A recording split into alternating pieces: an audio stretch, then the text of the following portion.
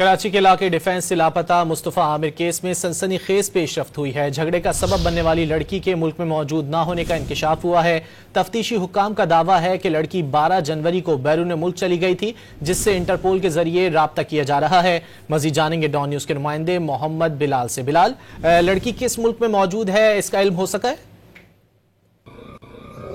जी बिल्कुल, 6 जनवरी को मुस्तफा लापता हुआ था, जिसके बाद साउथ पुलिस की जानिब से तहकीकात का आगाज किया गया और जो वालिदा है मुस्तफा की, उन्होंने इल्जाम आयद किया कि पुलिस की जानिब से नाकिस कारकर्दगी देखने को मिली, जिसके बाद अगवा और अतवान की कॉल मौसूल हुई, जिसके बाद ये केस ABCC को मुंतकिल किया गया। लेकिन कई रोज गुजर जाने के बावजूद पुलिस की जानिब से कोई अहम हिकमत अमली नहीं बनाई जा सकी, जिसके बाद पुलिस की जानिब से अरमगान के घर पर छापा मारा गया और मुकाबले के बाद अरमगान को गिरफ्तार किया गया। उसके घर से असला बरामद हुआ, कई गोलियां बरामद हुई और लैपटॉप समेत दीगर अशिया बरामद की गई, जिसके बाद हसास इदारों ने एक कार्रवाई की और एक शराज नामी शख्स को हिरासत में लिया, जिसके बाद इस केस की गुत्थी सुलझी और ये बताया गया कि अरमगान ने मुस्तफा को डिफेंस के इलाके में ही रॉड से जख्मी किया था, जिसके बाद उसकी गाड़ी समेत उसको हब के मकाम पर लेके गए और वहां पर गाड़ी समेत अरमगान ने मुस्तफा को जला दिया।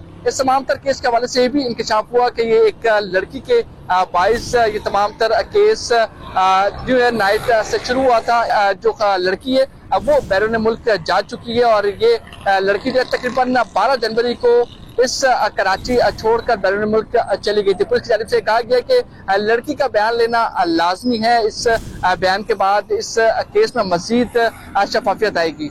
जी।